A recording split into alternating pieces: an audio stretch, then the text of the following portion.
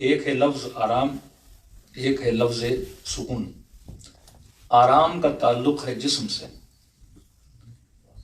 Luxury life style کا جو concept ہے، اچھی گاڑی، اچھا گھر، نرم بستر، گرم کمرہ، اچھا لباس، ان سب کا تعلق کس کے ساتھ ہے؟ جسم کے ساتھ ہے۔ لیکن ضروری نہیں کہ جسے آرام مل جائے اسے سکون بھی ملے۔ کئی ایسے ہیں جن کو ہر چیز مل گئی، اچھا بستر بھی ملا، اچھا گھر بھی ملا، اچھی گاڑی بھی ملی، دولت بھی ملی، مال بھی ملا، پر سکون نہیں تھا۔ لیکن کچھ ایسے تھے جن کو یہ سب کچھ نہ ملا پر سکون ملا۔ جھوپڑی میں سو رہا تھا پر سکون کے ساتھ، وہ بنگلے میں بیٹھا ہوا تھا پر بے سکون تھا۔ کیوں؟ کیونکہ آرام کا تعلق جسم سے ہے، سکون کا تعلق روح سے ہے، اور سکون کی برتری ہے آرام پر۔ آپ کئی لوگ دیکھتے ہیں جو اپنا آرام قربان کرتے ہیں سکون کی خاطر، لیکن اس کے برعکس آپ کو نہیں ملتا۔ اور میں کہتا ہوں اگر اس چیز کو سمجھنا ہے تو تھوڑی دیر کے لیے خود کو کربلا لے کر آئے کہ 40 میں آرام نہیں ہوتا۔ آپ پیدل چلتے ہو، آرام نہیں، پاؤں میں چھالے پڑ گئے، آرام نہیں، کبھی سردی، کبھی گرمی، کبھی نیند کا نہ ہونا، یہ سارے آرام کو تباہ کر کے اور بندہ جب بین الحرمین پہنچتا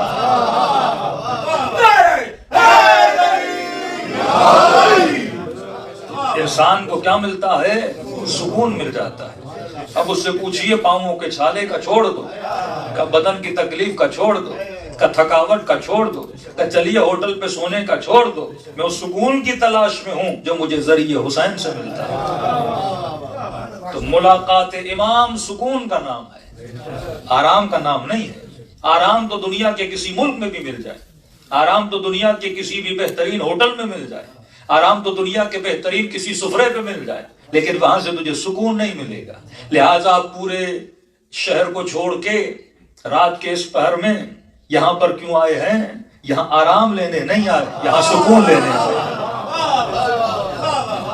یہ سکون پورے نیدرلینڈ میں کہیں نہیں ملے گا، یہ صرف فرش حسین پہ ملے گا، یہ صرف ان سینٹرز میں ملے گا جو اہل بیت کے نام پہ بنائے گئے ہیں۔ تو آج کے بعد کوئی پوچھے کہ جناب آپ سینٹر میں کرنے کیا جاتے ہو؟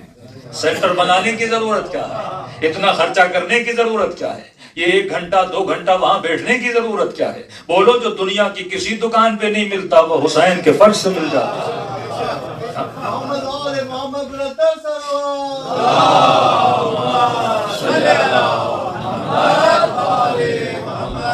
عجل فرجہم۔ دیکھیے یہ چھوٹا سا گلاس ہے، اس کے اندر ہے پانی، اس کو کہتے ہیں برتن۔ عربی اور فارسی میں بولیں تو ظرف۔ ظرف کے اندر جو چیز ہوتی ہے وہ مظروف ہوتی ہے، خود ظرف ہے، جو چیز اندر جائے گی وہ کیا ہے؟ مظروف ہے۔ اب یہاں پہ آپ 2 ظرف لے کر آتے ہو، فرش پر 2 ظرف لے کر آتے ہو، ایک پیٹ کا ظرف، اس کا مظروف ہے نیاز، اس کے اندر نیاز جائے گا، یہ بھر جائے گا۔ دوسرا ظرف ہے ظرف قلب، اس کے اندر کیا بھرا جاتا ہے؟ اس کے اندر محبت محمد اور آل محمد بھری جاتی ہے۔ اب مظروف کے اندر کیا ڈالنا ہے یہ آپ کے ہاتھ میں۔ اللہ جب انسان کو پیدا کرتا ہے تو 2 ظرف دے کر پیدا کرتا ہے، وہ آتے ہی 2 چیزوں کی طلب کرتا ہے۔ بچہ جیسے پیدا ہوا قلب کے ظرف میں ماں کی محبت گئی، شکم کے ظرف میں ماں کا دودھ گیا، 2 ظرف کی طلب کرتا ہے، 2 ہی ظرف کے پیچھے ہوتا ہے۔ اور یہ محبت کا سلسلہ پچھلے سال بھی میں نے پڑھا تھا، بڑا عجیب ہے کہ کسی نے چوتھے امام سے پوچھا، کیونکہ ایک محبت وہ ہے جو اختیاری ہے، ایک محبت وہ ہے جو جبری ہے، چاہو نہ چاہو ہو جائے گی، دل کرے نہ کرے ہو جائے گی۔ کہا کہ مولا جب یہ بچہ شکم مادر میں آتا ہے بدو وجود سے، تو کہا کہ یہ ماں کو تکلیف دیتا ہے، 9 مہینہ ماں کو تکلیف دیتا ہے۔ اب دیکھیے کہ اگر آپ کو کسی سے محبت ہونی بھی ہے تو محبت ہونے کے لیے کسی کا آپ پر احسان کرنا ضروری ہے۔ آپ نئے نئے اس ملک میں آئے، کسی نے گھر دے دیا، پیسے نہیں تھے پیسہ دیا، کھانا نہیں تھا کھانا دیا، مدد کے لیے کوئی مشورہ دے دیا، تو آپ کو اس سے کیا ہو گئی؟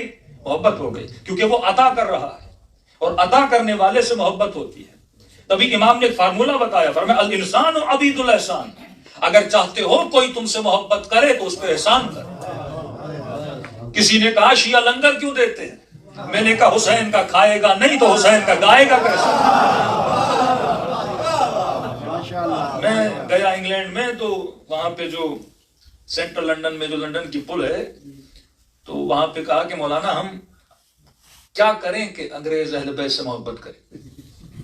اب یہ بہت لمبا ٹاپک ہے کہ ہر زمانے میں ہمیں کن ٹیکنیکس کے ذریعے کس طریقے سے اہل بیت علیہ الصلوۃ والسلام کے پیغام کو پھیلانا ہے. اب کچھ لوگ وہ ہیں جو جاتے ہیں سینٹرل لنڈن کی پل پہ اور ماتم کرنا شروع کر دیتے ہیں, قمیص سے اتار کے ماتم ہو رہا ہے. اب اس کا میسج ایک نان مسلم تک کیا جائے گا؟ وہ آپ سوچئے کہ آپ دیکھ رہے ہو کوئی ایسا عمل انجام دے رہا ہے. کہا کہ مولانا یہ کام کریں یا کوئی اور کام کریں. میں نے کہا بہترین کام ہے تقسیم لنگر, کیونکہ آپ کو دیکھ کے اس کو کوئی خاص میسج نہیں مل رہا, لیکن اگر آپ امام حسین کے نام سے کوئی کھانا تقسیم کرو گے, مثلا 10 محرم کے دن 40 کے دن 20,000 کھانے تقسیم کیے جائیں جو انگریزوں کو پسند ہے, کوئی پیزا تقسیم کیا جائے, کوئی برگر تقسیم کیا جائے اور اس کے اندر چھوٹی سی چٹھی جس میں حسین کا پیغام لکھا جائے. تو میں نے کہا کھانا ہر کسی کو یاد رہتا ہے. ہر سال جب تقسیم کرو گے تو پورے انگلینڈ میں شاید ریکارڈ بن جائے کہ اس سال یہاں پہ 30,000 یا 20,000 یا 10,000 یا 5,000 لوگوں کو فری میں کھانا دیا جاتا ہے. اور بی بی سی بھی رپورٹ کرے گی کہ کھانا کس کے نام پہ دیا جاتا ہے؟ حسین کے نام پہ دیا جاتا ہے. تو یہ شروع سے جب نبی نے بھی مکے میں اعلان کرنا چاہا تو پہلے کافروں کو کھانے پہ بلایا. اردو کا محاورہ ہے نا, جہاں چاول کا دانا وہ آدمی کا آنا. تو جہاں کھانا ہوتا ہے محبت ہو جاتی ہے. یہ پاکستان میں شیعہ اتنے تو نہیں تھے نا. یہ شیعت پاک اور ہند میں کیسے بڑھی؟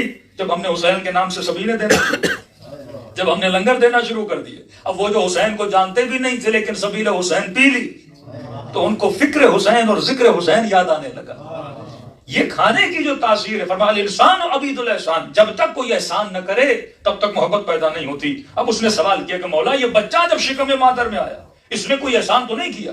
اس نے آتے ہی ماں کو تکلیف دینا شروع کر دی, 9 مہینہ ماں کو تکلیف دی اور جس دن پیدا ہوا اس سے دگنی تکلیف دی.